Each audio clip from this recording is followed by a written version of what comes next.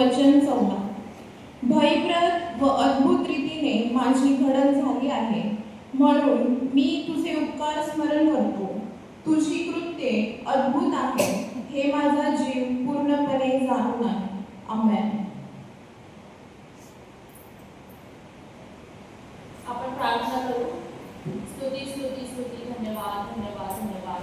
आकाश, पृथ्वी आणि सर्व दृश्य अदृश्य वस्तू यांच्या निर्माणकर्त्या आमच्या थोर गौरवी जिवंत परमेश्वर पित्या, तुझ्या पवित्र अतिपवित्र नावाचा आम्ही धन्यवाद करतो. आमच्या महान गौरवशाली देव पित्या, आम्ही तुझ्या नावाला कोटी कोटी धन्यवाद देतो प्रभू.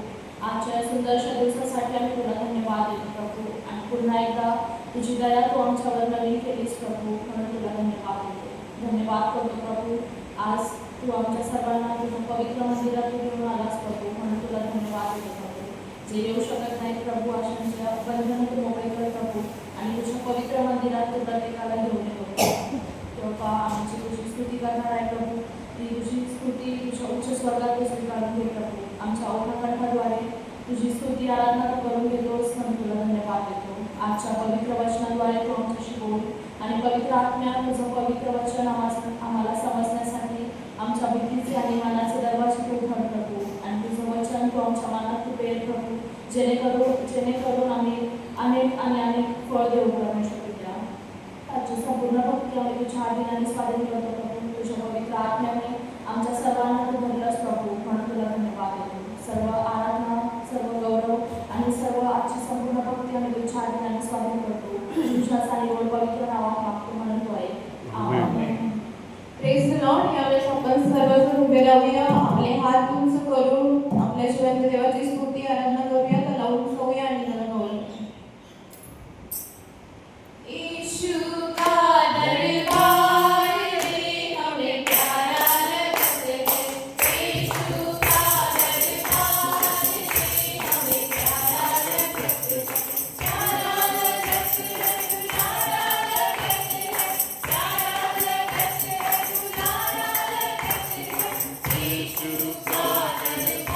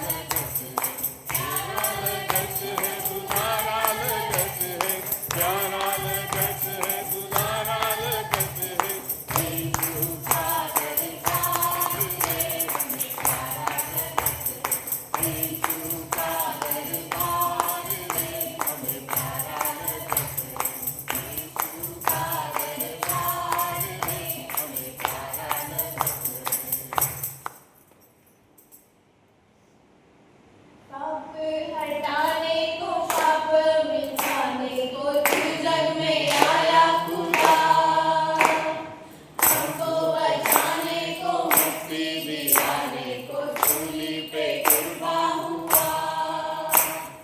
शाप लटाने को तू जग में आया खुदा। हमको बचाने को मुक्ति दिलाने को सूली पे कुर्बा हुआ।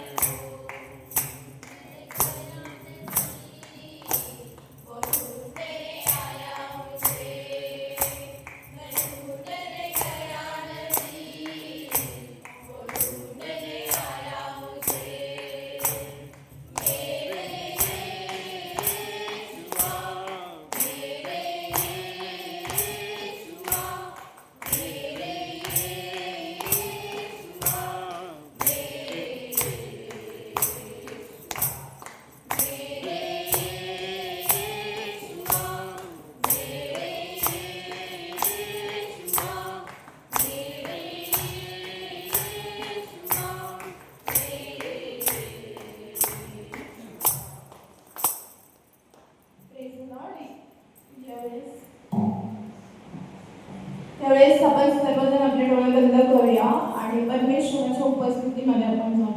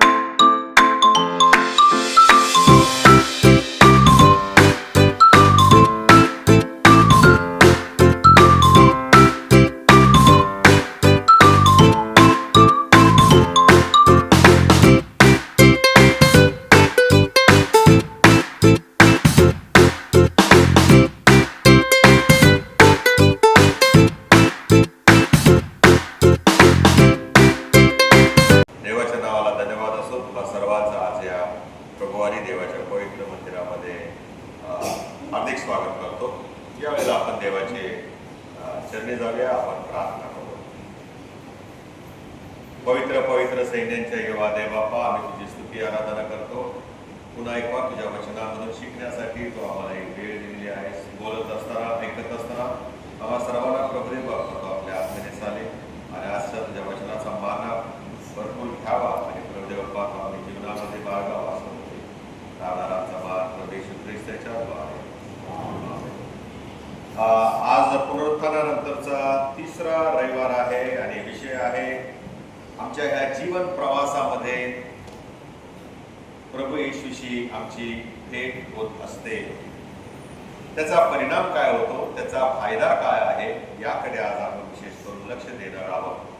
कारण पुनरुत्थान जे येशूचं आपल्या झालेलं आहे ते फक्त आम्ही आठवणीत ठेवणे, ईस्टर झाला की पुनरुत्थान संपलं असंही होऊ नये, याकरता आम्ही गेल्या रविवारी पण पाहिलेलं आहे की पुनरुत्थान हे आम्ही दररोज प्रत्येक क्षणाक्षणाला जगायला हवे.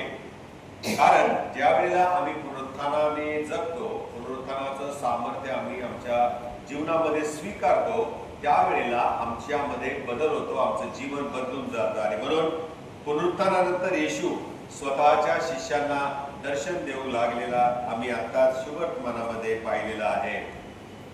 पुनरुत्थान आणि त्या पुनरुत्थानाचा ख्रिस्त जो आहे हा रिकामी कबर किंवा हिस्ट्री किंवा इतिहास ज्याला म्हणतो त्याला तो मर्यादित नाहीये. प्रभू श्री ख्रिस्त रिकाम्या कबरेपेक्षाही आणि इतिहासापेक्षाही श्रेष्ठ असा होऊन गेलेला आहे आणि आजही तो आपलं श्रेष्ठत्व अबाधित धरून आहे. तो कारण हा पुनरुत्थित ख्रिस्त आमच्या सोबत चालतो, हा पुनरुत्थित ख्रिस्त आमच्याशी बोलतो म्हणजे संभाषण करतो आणि आम्हाला सुवार्ते करता तो या जगामध्ये बाहेर पाठवतो.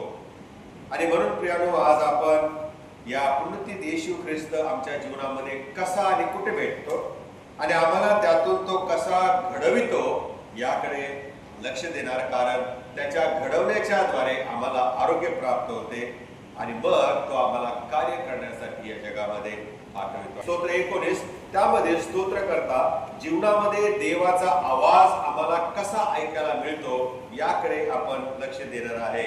या संपूर्ण स्तोत्रामध्ये आम्ही पाहिलेलं आहे आकाश देवाचा महिमा वर्णन. या स्तोत्रामध्ये आम्ही पाहतो की प्रभू परमेश्वराचं गौरव या स्तोत्रकर्त्याने केलेलं आहे.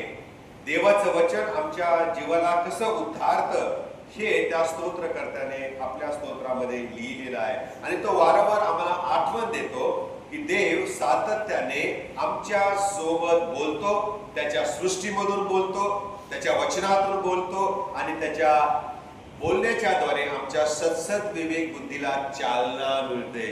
ख्रिस्ताचं पुनरुत्थान आम्हाला खात्री देतं की देवाचा आवाज हा शांत नाही, देवाचा आवाज एके ठिकाणी थांबलेला नाही, तर तो आमच्या बरोबर असतो. आणि जेव्हा आम्हाला असं वाटतं की आम्ही हरवलेले आहोत, जेव्हा आम्हाला असं वाटतं की वी आर कन्फ्युज्ड, गोंधळून गेलेलो आहोत, जेव्हा वेगवेगळ्या गोष्टींच्या द्वारे आम्हाला संकट असतात, त्याच्याने आपण वेढून गेलेलो असतो, त्या प्रत्येक क्षणाला, प्रत्येक घटनेला आणि घटनेला प्रभू प्रवृत्तीच झालेला आहे तो आम्हाला भेटतो, आम्हाला मनशांती देतो, आम्हाला मार्ग दाखवतो. ह्या जीवनामध्ये देवाचा आवाज आम्ही ऐकत असणं गरजेचं आहे.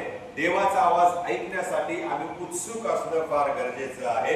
कारण हा पुनरुत्थित ख्रिस्त आम्हाला शांततेमध्ये, हा पुनरुत्थित ख्रिस्त आम्हाला त्याच्या वचनांच्या मध्ये, सहभागितेमध्ये आणि निसर्गामध्ये आढळतो.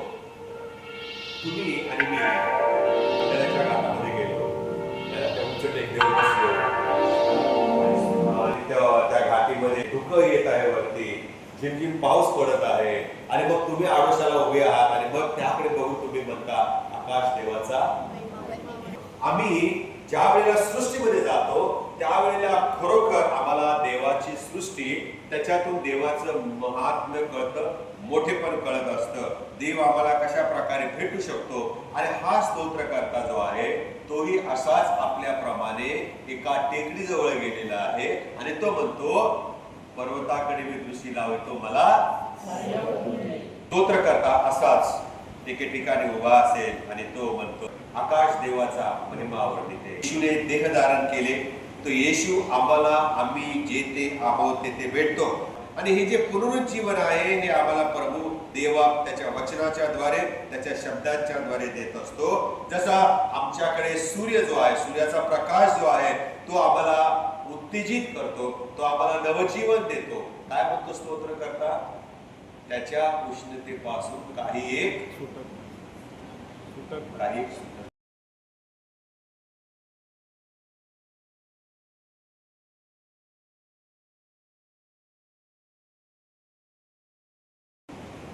देवाची हस्तकृतीच अशी आहे प्रिया. आणि म्हणून तो सूर्य एका सीमेपासून निघून दुसऱ्या सीमेपर्यंत भ्रमण करत जातो. त्याला कोणी सांगितलं? तो कधी आपला मार्ग चुकत नाही. परमेश्वरने त्याला सांगून ठेवलेलं आहे, इथून निघायचं तिथं मावळायचं.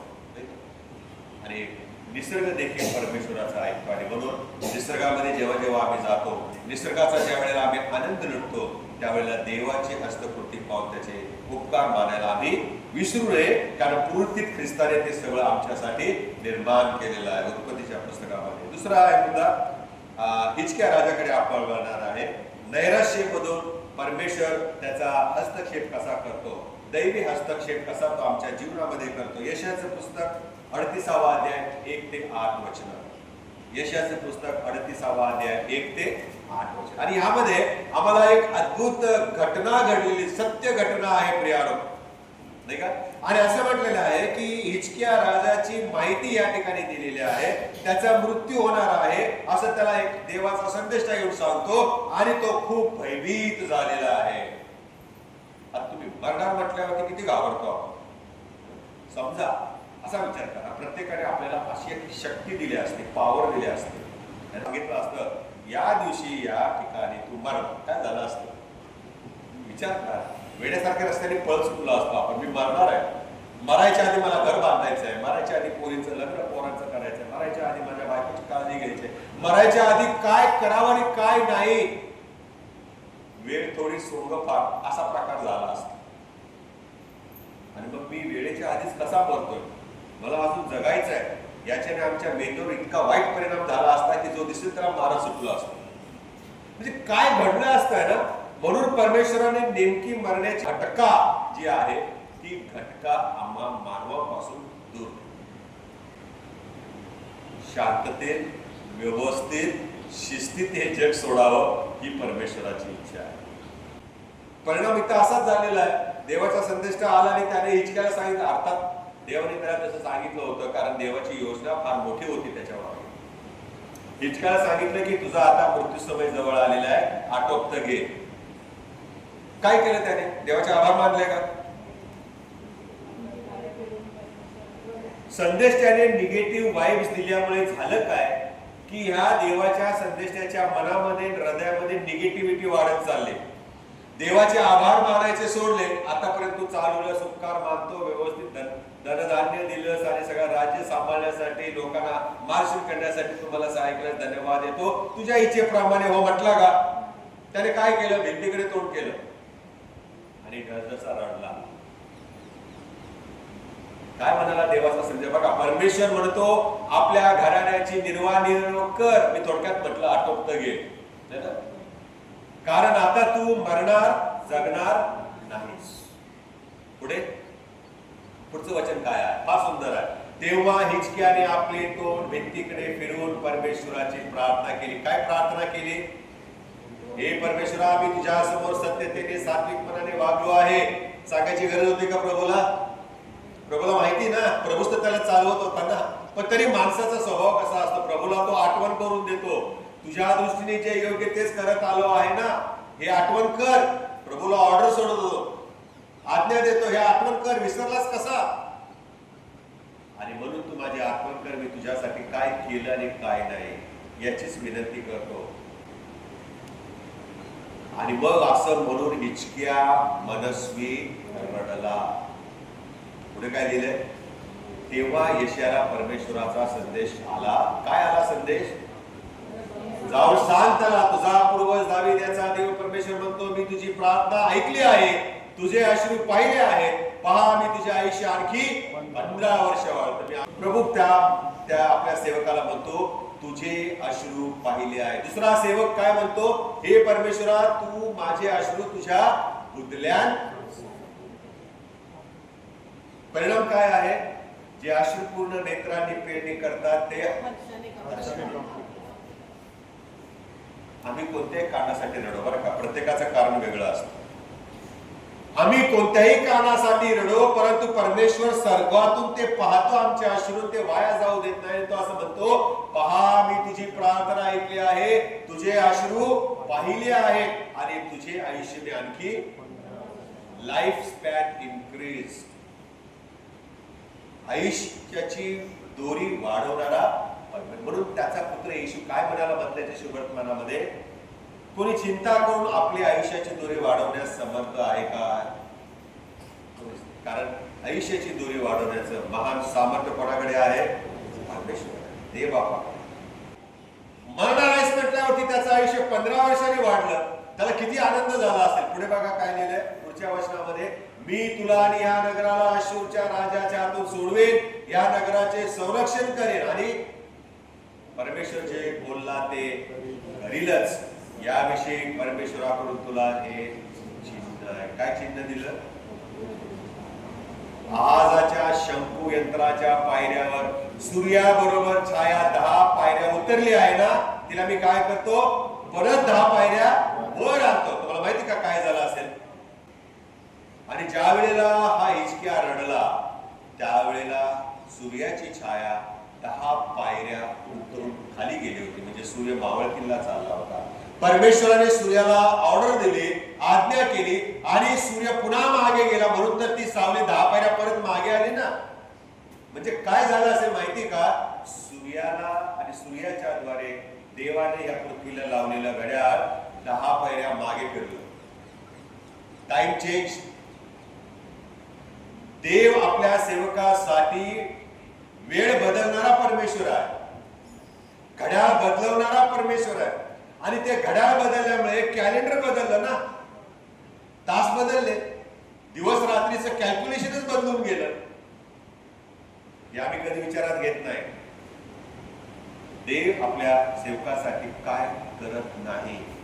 देव त्याच्यावर विश्वास ठेवण्यासाठी अख्ख्या सृष्टीला सुद्धा तो उपयोगात आणतो. म्हणून त्या एलियाला म्हटला, तू जा आणि स्वतःला त्या करीत ओळाच्या पाशी स्वतःला लपीट. त्या ठिकाणी मी तुझी जेवणाची सोय केलेली आहे. आणि करीत ओळाच्या नजीक एलिया गेला. ओळ तर दिसतो, पाणी आहे पण जेवण नाही. आणि प्रभूने काय पाठवलं? कावळ्याला पाठवलं. मनुष्य आपल्या जीवनामध्ये निराश होतो. मृत्यू येणार हे ऐकल्यावर, मी मरणार हे ऐकल्यावर, मला आजार झालाय हे ऐकल्यावर, माझ्यावर हे संकट आलंय हे ऐकल्यावर, माझ्यावर आलेले जे मोह पाश संकटे अडचणी आहेत त्याच्यामुळे मनुष्य घाबरून जातो, निराश होतो, बेचैन होतो. आणि त्यावेळेला परमेश्वराकडे ज्यावेळेस आम्ही वळतो, त्यावेळेला हा जो पुनरुत्थित ख्रिस्त आहे तो आमची निराशा आशेमध्ये बदलवून टाकतो. निराश झालेला हिजकिया परमेश्वराने आपला निसर्ग त्याच्यासाठी कामाला लावला आणि 10 पायऱ्या सूर्याची छाया परत मागे आणली.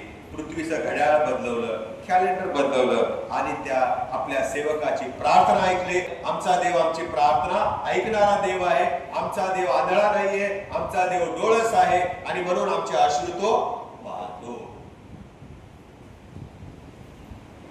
हिजकियाची घटना आम्हाला आशा देते प्रियानो, की आमच्या परिस्थितीमध्ये देवाची कृपा बदल घडवते. देवाची कृपा आमच्या जीवनामध्ये बदल घडवणारे आहे. म्हणून आज आपल्याला नैराश्य आणणाऱ्या अशा अनेक घटनांना प्रत्येकाच्या जीवनामध्ये सामोरं जावं लागतं प्रियानो. आजार आहेत, संकट आहेत, मोह आहे, पाश आहे, पण प्रत्येक ठिकाणी पुनरुत्थित ख्रिस्ताशी आमची भेट ही खात्रीलायक होते. खात्रीलायक होते, कारण आमची कहाणी संपलेली नाही. आमचं जीवन संपलेलं नाही, ते चालूच आहे. आणि म्हणून ते शेवटपर्यंत परमेश्वर आमच्या सोबत चालतो.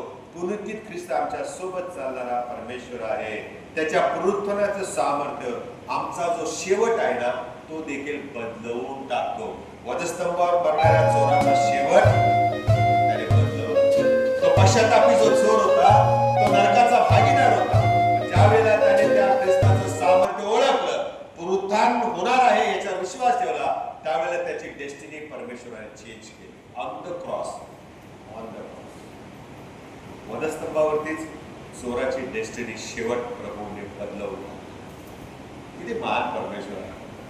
हे गुडफाड्याला सगळं आठवत नाही बरं का आम्हाला. हे असे ज्या ज्या वेळेला हे असे उपदेश येतात त्यावेळेला हे आठवतात. परमेश्वर आमचा शेवट देखील बदलवतो. नरकाच्या वाटेने जात असताना तो आम्हाला लगेच सुखाच्या वाटेने, स्वर्गलोकाच्या वाटेने तो आम्हाला घेऊन जाणारा परमेश्वर आहे. अगदी मरता मरता देखील परमेश्वर आमचं तारण करतो. मरता मरता देखील आम्ही प्रभूला जर स्वीकारलं तर तो आमचा स्वीकार करण्यासाठी तयार असतो. पण तेवढी वेळ मिळाली पाहिजे बरं. प्रभू परमेश्वर आमच्या प्रार्थना ऐकणारा परमेश्वर आहे. आम्ही रोज प्रार्थना करून जगतो विश्वासाने. डोळे उघडल्याबरोबर जिवंत आहे म्हणून परमेश्वराचे आपण आभार मानतो. कारण आमच्या चिंता आणि आमचं दुःख, आम्ही याने जे ग्रस्त झालेले आहे त्या अशा आमच्या जीवनाला परमेश्वर नव चैतन्य देणारा परमेश्वर आहे. तिसरा मुद्दा, भेटीद्वारे परिवर्तन करणारा आमचा प्रभू येशू ख्रिस्त आहे. प्रेषितांचे कृत्य 9 अध्याय 1 ते 9 पाऊलाचा घटना आहे. फार सुंदर आहे प्रियानो.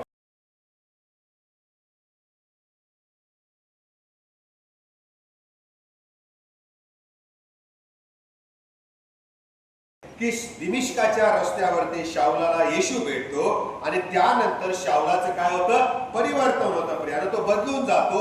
ही सत्य घटना आम्हाला खूप काही शिकवून जाते. जिद्द, येशूवर विश्वास ठेवणाऱ्यांना मारून टाकायचं ही जिद्द. परंतु त्यांच्यामध्ये जो ख्रिस्त आहे त्या ख्रिस्ताबद्दल असलेलं अज्ञान बरं का. आणि यांनी शाऊल भरलेला होता. आणि म्हणून प्रियानो ज्या वेळेला प्रभू येशू ख्रिस्ताचं दर्शन त्याला झालं त्यावेळेला काय झालं? शाऊल आंधळा झाला. किती दिवस झाला?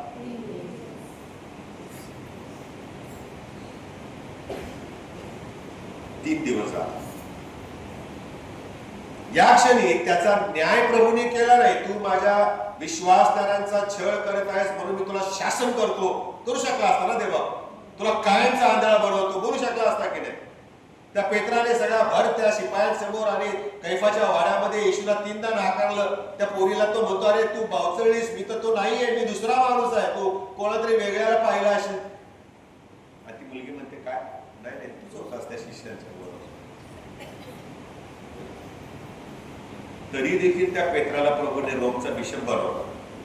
पहिला बिशप ख्रिस्ती मंडळाचा.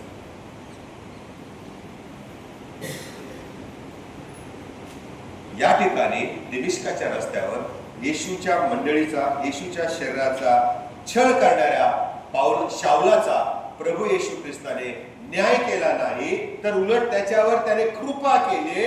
आणि यावरून आम्हाला समजतं की ज्या वेळेला प्रभू येशू ख्रिस्त जो पुनरुत्थित आहे तो आमच्या सानिध्यामध्ये असतो तेव्हा आम्ही त्याच्यापासून कधीही दूर नसतो.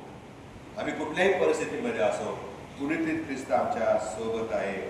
आपल्या जीवनामध्ये आपण चुकीच्या मार्गाने जात असलो, गर्वाने भरलेले असलो, हिंसाने भरलेला असो, इतरांच्या बद्दल आमच्या मनामध्ये जेव्हा द्वेष असतो, राग असतो, गैरसमज असतो, तरी देखील पुनरुत्थित ख्रिस्त आमचं हे अंधत्व काढून टाकणारा महान प्रभू आहे. हालेलुया.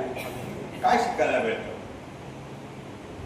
विश्वासदारांचा छळ करण्यामध्ये आनंद मानणारा हा शाऊल, त्याला त्यांच्यामध्ये असलेला ख्रिस्त दिसलाच नाही. मंडळीमध्ये आणि आमच्या समाजामध्ये ज्या वेळेला आम्ही विश्वासदारांचा छळ करतो, टोमणे मारतो, बहिष्कृत करतो, त्यांना त्रास देतो, त्यांच्याबद्दल द्वेष मनामध्ये बाळगतो आणि मग बदला घेण्याची वाट बघतो, समयाची वाट बघतो, आम्ही हे विसरतो की येशू त्यांच्या मध्ये आहे. त्यांच्या विरोधात काय करायचं म्हणजे येशूच्या विरोधामध्ये येशूच्या शरीराला त्रास देण्यासारखा आहे. आणि म्हणून तो येशू त्या शाऊलाला असं म्हणतो, शाऊला शाऊला तू माझा छळ का करतोस?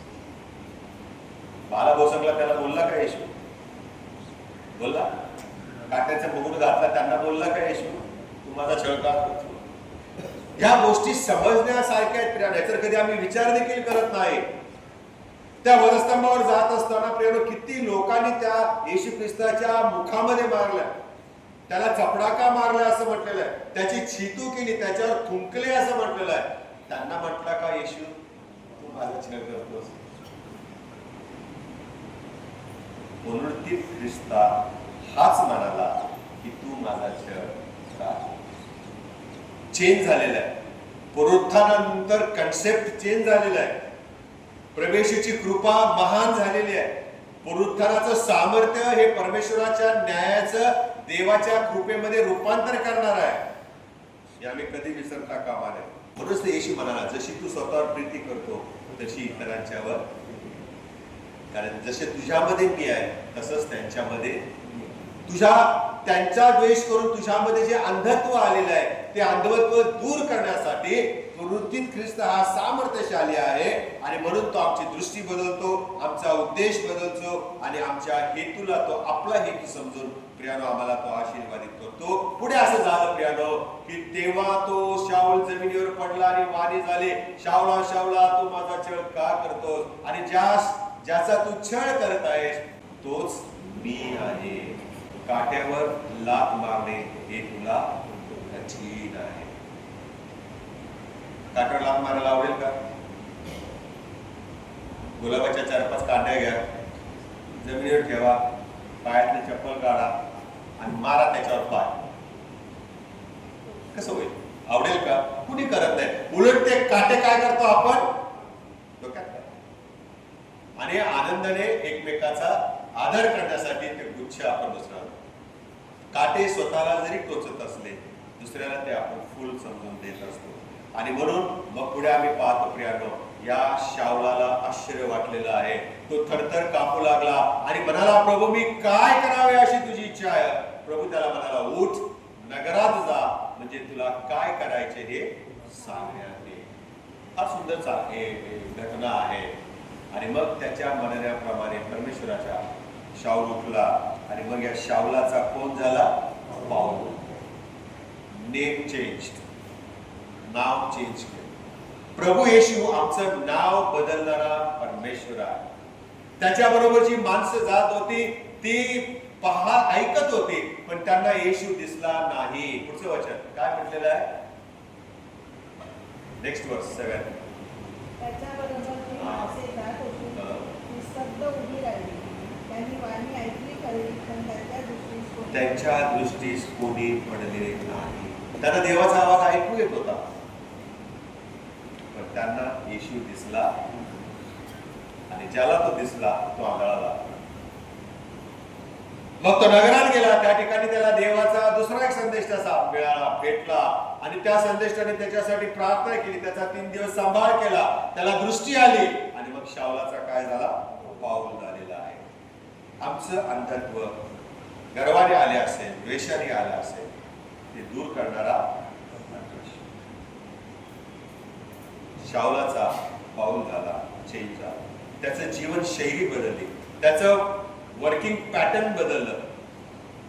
आमची येशूशी झालेली भेट ही सुखद घटनाच नव्हे, तर ती परिवर्तन करणारी एक घटना असते. हे आम्ही कधी विसरू नये. तो आमचा भूतकाळ घेतो आणि त्याला सुंदर असं स्वरूप देऊन आमचं भविष्यकाळ घडवितो. तो आमचा न्याय करत नाही, तर तो आम्हाला माफ करतो.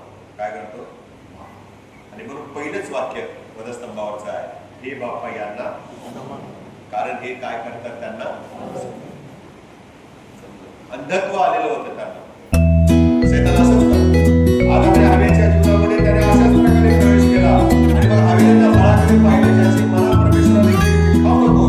तिने त्या फळाकडे पाहिला, तिला अंधत्व आलं आणि म्हणाली, याच्यात काय वाईट आहे? हे तर किती सुंदर आहे, हे मी खाते, माझ्या प्रिय पतीला पण देते. शैतान आम्हाला अंधत्व देतो आणि ते अंधत्व प्रभू जो पुनरुत्थित आहे तो दूर करतो. पुढे मी वळत आहे.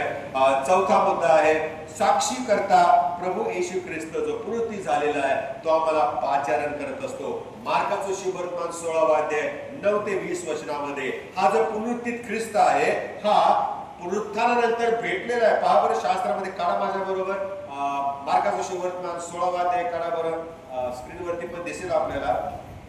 मार्काचं शुभवर्तमान 16 अध्याय आणि 9 पासून मी वचने वाचत आहे. त्या ठिकाणी सुंदर असं विश्लेषण प्रभूने आपल्या वचनामध्ये दिलेलं आहे आणि असं म्हटलेलं आहे की आठवड्याच्या पहिल्या दिवशी म्हणजे रविवारी सकाळी येशू मरणातून पुनरुत्थित झाला तेव्हा ज्या मगदलिया मरियेतून त्याने 7 भूते काढली होती तिला त्याने, दर्शनाचा अनेक शब्द आहे,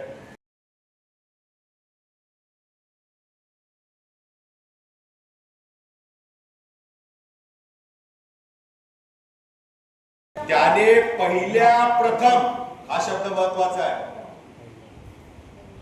पहिल्या प्रथम कोणाला दर्शन दिलं? स्त्रीला दिलं. कुठल्या स्त्रीला दिलं? तेव्हा काय घरात अशा स्त्रीला नको बाई, काय माहिती परत 7ची 14 येतील माझ्या घरात, ते लांबच बरी, चर्च मध्ये भेटू, काय पाहिजे ते पाळ साहेबांनी कमिटीला सांगते, घरात काही येऊ नको.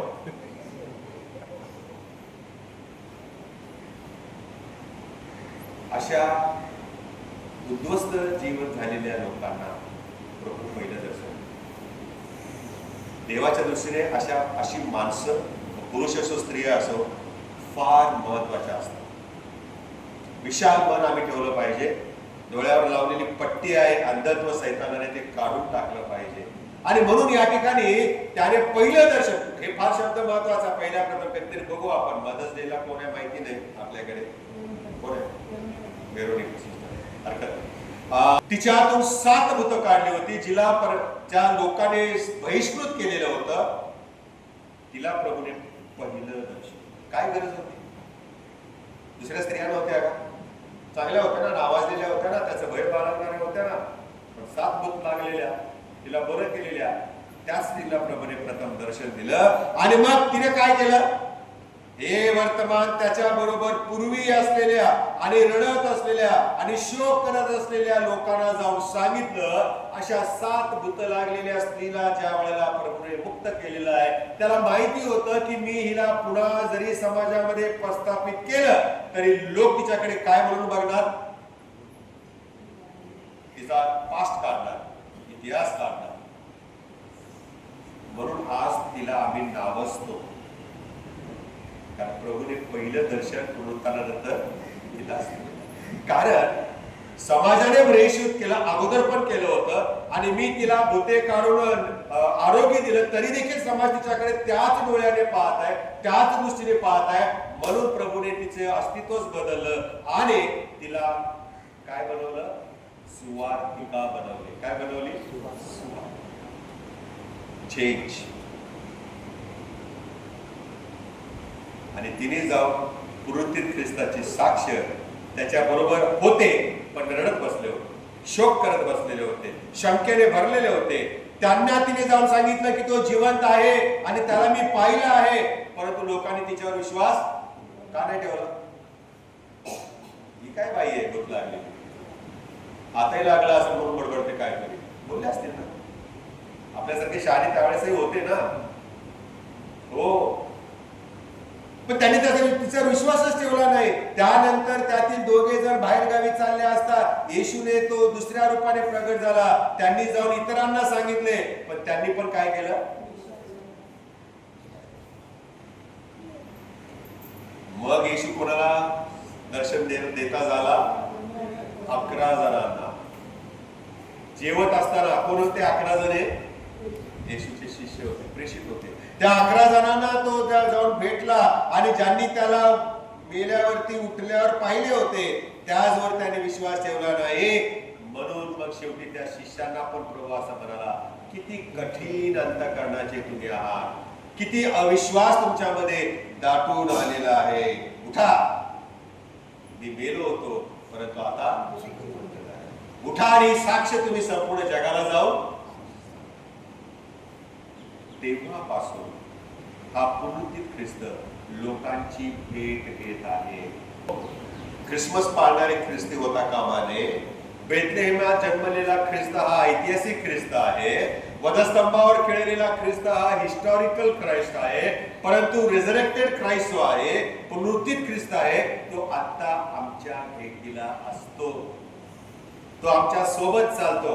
म्हणून तो जन्माला त्यावेळेला दूतारी मरिया आणि योसेफाला सांगितलं, तू त्याला इमॅन्युएल म्हणतील, म्हणजे आम्हासह राहणारा. तो आजही त्याच्या अनुयायांना भेटत आहे. जे सत्य शोधत आहे त्यांना तो भेटत आहे, ज्यांचा छळ होत आहे, ज्यांना अमानुष अशी ट्रीटमेंट दिली जात आहे समाजामध्ये मंडळीमध्ये, त्यांची तो भेट घेतो. जे प्रभूची सेवा करत आहेत त्यांची तो भेट घेतो. जे आजारी रोगी दुखनाईत आहेत, जे आपले आत्महत्या करू पाहतात त्यांची तो भेट घेतो. आणि त्याचं स्वतःचं पुनरुत्थानाचं सामर्थ्य त्याच्यामध्ये तो ठासून भरतो आणि त्यांना तो त्याच्या पुनरुत्थानाचे साक्षीदार बनवतो. आहे विश्वास? पहिली व्यक्ती आहे साधू सुंदर सिंग. सत्य शोधत होता. एकाने बायबल आणून दिलं, जाळून टाकले त्याने. एवढा तो वैतागलेला होता, कारण त्याने अनेक धर्माची पुस्तकं वाचलेली होती, पण सत्य कुठे सापडलं नाही. हे पण तसंच असेल म्हणून त्याने ते बायबल जाळून टाकलं. आणि मग सकाळी आपल्या घरामध्ये असताना पहाटेची जी पंजाब मेल आहे, त्या पंजाब मेल खाली स्वतःचा जीव द्यायचा आणि मरून जायचं त्याने ठरवलं. रात्रभर तडपडत होता बिचाऱ्यामध्ये. कधी एकदा ते टायमिंग होता की गाडी माझ्या घराजवळून जाते. त्यावेळेला प्रभू पुनरुत्थित ख्रिस्त त्याच्या घरात त्याला दर्शन देतो आणि म्हणतो काही गरज नाही. लख प्रकाश त्याच्या घरामध्ये पडला आणि प्रभू तू कोण आहेस असं त्याने विचारलं. आणि येशूने त्याला तेच सांगितलं जे संत पावलाला सामर्थ्याने सांगितलं होतं. तू आपला जीव देऊ नकोस, कारण तुझा जीव महान आहे, मौल्यवान आहे. तुझ्यासाठी प्रभू श्री ख्रिस्ताने त्या वधस्तंभावरती आपलं शरीर दिलेलं आहे, आपलं रक्त सांडलेलं आहे. So don't commit suicide. आत्महत्या करू नकोस. आणि त्याने पुनरुत्थित ख्रिस्ताला ओळखलं, स्वीकारलं आणि जीव देणारा माणूस, लोकांचा जीव वाचवणारा एक स्वार्थी झाला. तो भारतामध्ये आला, तिबेटमध्ये गेला, त्याने सुवार्थेचा प्रसार केला. अनेकांचं प्रेरणा त्याच्याद्वारे तारण झाले. पुनरुत्थित ख्रिस्ताचा तो साक्षीदार झाला. दुसरी व्यक्ती केडगाव मिशन मध्ये आपल्याला पाहायला मिळते. पंडिता, उच्च शिक्षित, विद्या विभूषित अशी एक हिंदू स्त्री प्रिया, एक समाज सुधारक. परंतु यांची पवित्र शास्त्र वाचत असताना येशूशी भेट झाली. येशू भेटला तिला. त्या येशूचं शिक्षण, त्या येशूच्या जीवनाच्या कार्य जे आहे ते तिने ओळखलं, अभ्यास केला.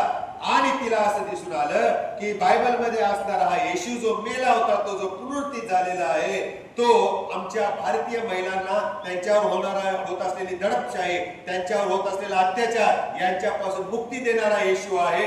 तिने येशूचा स्वीकार केला आणि स्वतःचं जीवन आणि विश्वास त्या येशूवर ठेवला आणि तिचं जीवन बदलून गेलं. Life was change.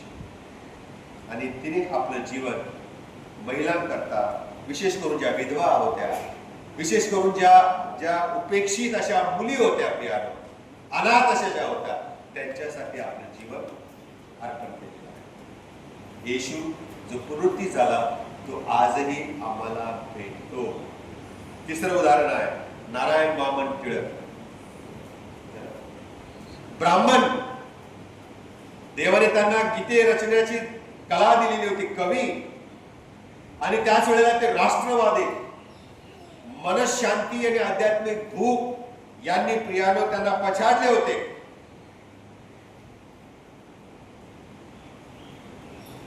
आणि त्यांची येशूशी एकदा भेट झाली. येशू त्यांना भेटला आहे.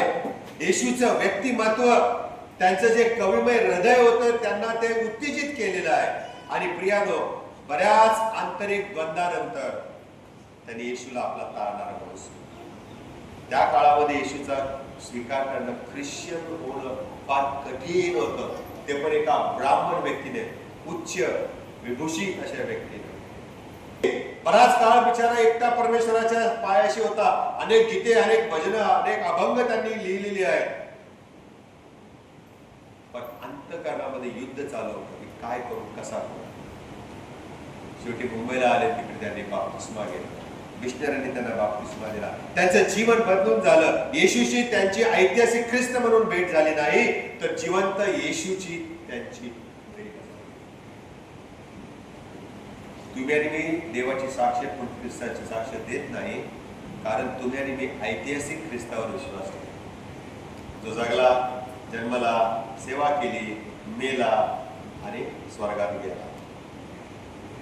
पण मधला जो इन्सिडेंट आहे, घटना जी आहे, ती बदल करणारी घटना. आणि तीच महत्वाची घटना आहे. The world knows Christmas. किती आनंदाने साजरा करतात. ईस्टर करतात का तसा? आम्हीच करतो ईस्टर साजरा. जगाला ईस्टर नाही माहिती. जगाला पुनरुत्थान म्हणजे काय माहिती नाहीये. येशू मेलेल्यातून पुन्हा उठला, जिवंत झाला, मेला, त्याची खात्री सरकारने केली, हे लोकांना नाही ठाऊक आहे. हे कोण जाऊन सांगणार? म्हणून सेंट मायकल आणि ऑल एंजल्सचे चर्च आणि सर्व विश्वासणारे हे पुनरुत्थित ख्रिस्तावर विश्वास ठेवणारे असावेत, ही प्रभूची इच्छा आहे. हालेलुया. त्या पुनरुत्थित ख्रिस्ताचं सामर्थ्य आमच्यामध्ये असणं फार महत्वाचं आहे. कारण तो आमच्या संगती राहतो. तो आमच्या रस्त्यावरती चालत असताना आमच्या सोबत असतो. आम्हाला ज्यावेळेला प्रश्न असतात, चिंता असतात, शंका असतात, अविश्वास प्रगट करणाऱ्या घटना घडतात, त्या प्रत्येक समयामध्ये तो आमच्या सोबत आमचा विश्वास बळकट करतो आणि आमचं जीवनामध्ये आमूलाग्र असा बदल घडवून आणणारा हा पुनरुत्थित ख्रिस्त आहे. आणि म्हणून पुनरुत्थानानंतरचा येशूचा प्रवास हा दैवी भेटींनी भरलेला आहे. मगाशी मी वाचला मार्क 16 मध्ये ना, त्याने कोणाकोणाला दर्शन दिलेलं आहे. तो आजही कशा प्रकारे आम्हाला भेटत आहे. हिजकिया राजाचं आयुष्य वाढवण्यापासून ते शाऊलाच्या परिवर्तनापर्यंत तो लोकांना भेट देत होता. आणि पुढे पाहतो स्वर्गामध्ये जे दिव्य दूत होते, जे स्वर्गामध्ये त्याचे गुणगान गात होते, त्या दिव्य दूतांच्या गाण्यांपासून ते आम्ही त्याची सुवार्ता जी सांगत आहे,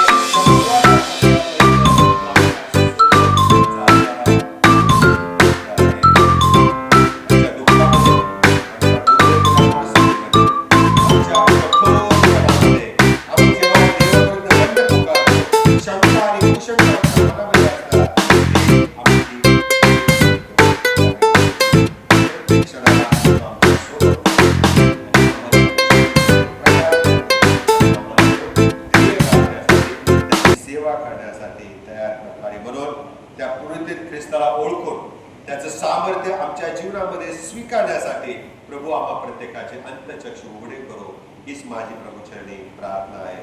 आपण प्रार्थना करू. पवित्र पवित्र सैन्याच्या यहोवा देवापा, आम्ही स्तुती आराधना करतो. पुनरुत्थित ख्रिस्त मानवाची भेट घेणारा ख्रिस्त आहे, जो मेला होता पण जो पुन्हा उठला, आमच्या बरोबर राहतो. तो पुनरुत्थित ख्रिस्त राहतो, जो आमची भेट घेण्यासाठी प्रत्येक आमच्या जीवनातील घटनेमध्ये तो उत्सुक असतो. प्रभू, त्या पुनरुत्थित ख्रिस्ताला आम्ही परिधान करावा म्हणून तो आम्हाला सहाय्य कर. आध्यात्मिक जीवनामध्ये परवडतेपर्यंत पोहोचण्यासाठी तो आम्हाला शक्ती दे. आणि प्रभू, तुला आम्ही ओळखून तुझी सेवा करावी, तुझं गुणगान करावं, आमचं जीवन जगावं म्हणून तो आम्हाला चालेल. लाडणारा आमचा महान प्रभू येशू ख्रिस्त याच्या द्वारे. आमेन.